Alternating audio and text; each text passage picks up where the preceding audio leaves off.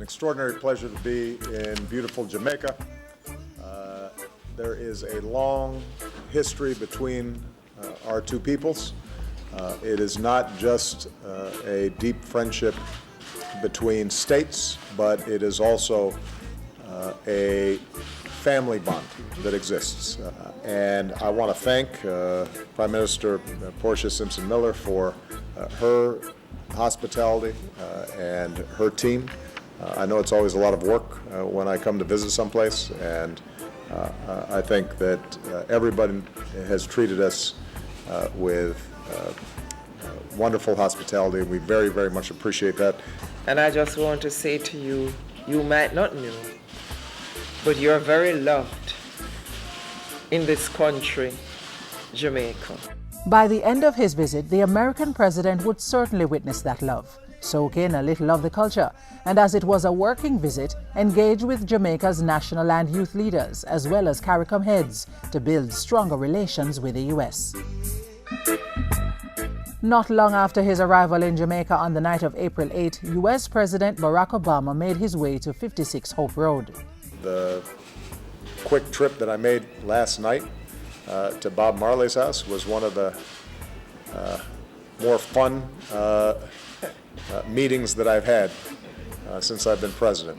And after taking care of that very important business and enjoying a good night's rest on the Rock, the U.S. President began his official engagements on April 9 with a bilateral meeting with Prime Minister Portia Simpson-Miller. The main aim of our dialogue, therefore, was to further strengthen a partnership that existed long before the formal establishment of diplomatic relations in 1962. We had a lot to talk about. First and foremost, we discussed how much we support the ongoing reform efforts in Jamaica to deal with its public debt while still making investments in youth and the people of Jamaica, which ultimately will determine long-term growth, to strengthen good governance and rule of law. The two leaders also discussed the need to address climate change, human resource development, trade, economic relations, and national security, including the transnational drug trade. Energy security for Jamaica and the rest of the Caribbean was also high on the agenda. Oftentimes, people of the Caribbean, despite having less resources, are paying significantly higher prices for energy. And if we can lower those costs through the development of clean energy and increased energy efficiency, we could unleash, I think, a whole host of additional investment and growth. And I think there are going to be a whole host of areas where the United States can be helpful. Those areas will include pursuing the development and deployment of energy-related technologies in Jamaica, courtesy of a statement of intent signed during the President's visit. It will facilitate collaboration between Jamaica's Energy Ministry and the U.S. Department of Energy. Through this statement of intent, we aim to encourage increased bilateral trade, boost the development of emerging technologies and industries, and pave the way for future innovation in energy-related fields.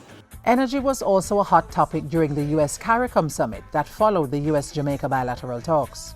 Today we're announcing new partnerships, including a new fund to mobilize private investment in clean energy projects in the Caribbean and in Central America. I'm confident that given the commitment of the CARICOM countries and the U.S. commitment, that this is an issue in which we can make great strides over the short term and even greater strides over the long term. The leaders also discussed cooperation in achieving economic growth, improved trade relations, climate change action, regional security, and U.S.-Cuba relations. Our dialogue today reaffirms our strong partnership and also signals our desire to take CARICOM-USA relations to a higher level, capitalizing on the gains of the past and exploring new opportunities for the future. The outcome of our discussions today will no doubt strengthen the partnership between us.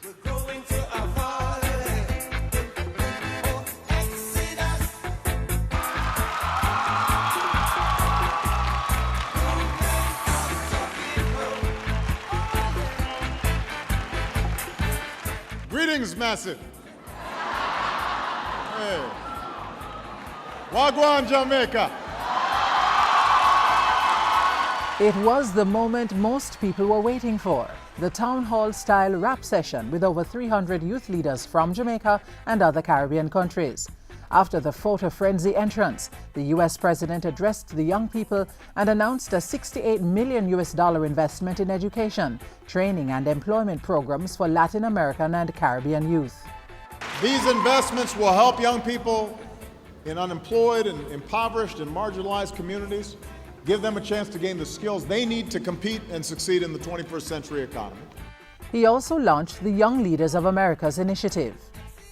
So this year we'll bring 24 entrepreneurs and civil society leaders from Latin America and the Caribbean, including young Cuban leaders, to the United States. Then next year we'll increase this fellowship to 250 young leaders. And we'll help you to expand your commercial and social ventures. We'll embed you in an American business and incubators. We'll give U.S. participants the chance to continue their collaboration with you in your home countries. With his presentation out of the way, it was time to take questions from the audience. As it relates to human rights and social change, how do you make the decision to allow societies to go through the natural evolutionary process of having change occur on their own versus having governments exert policies to make these same political, social changes? You know, every society, as I said, is at a different phase in development, in their own history. They have different cultural traditions. And so the way I think about it is that the United States has certain core values and principles that we believe deeply in. In the ultimate circumstance, where the violations of our values are so severe that they start spilling over, and in the instance of, for example, genocide, we may say to ourselves, in concert with the international community, we need to intervene, because this government is so brutal and so unacceptable that we need to protect people. But we do that in the context of an international conversation. America's engagement with Cuba was also important to the Caribbean youth. And given the long history of Caribbean migration to the U.S., the matter of America's immigration policy for undocumented and legal citizens was hardly a surprise question. I have to be honest, a lot of people want to come to America. So unless we just had no borders, there's always going to be a wait. There's always going to be background checks. There's always going to be some prioritization in terms of who's admitted and who's not. But I do think that there are practices we have, for example, where someone has a relation in the United States, is clearly qualified to become, at some point, a legal resident and maybe in the future a citizen. But in order to do it, they then have to first leave the country, wait. Now they're separated from their families. I mean, there have to be ways in which we can make the system clearer and less burdensome. As for the decriminalization and legalization of ganja in the U.S. and Jamaica, I have to tell you that it's not a silver bullet. Because, first of all, if you are legalizing marijuana, then how do you deal with other drugs? And where do you draw the line? And if we combine a public health perspective, a focus on not simply throwing every low-level person with possession into prison, but trying to get them treatment, we combine that with economic development and alternative opportunities for youth, then I think we can strike the right balance. It may not, comport with completely with your vision for the future, but I think that we could certainly have a smarter approach to it than we currently do. he also addressed Jamaica's economic reform measures and the IMF agreement. I think that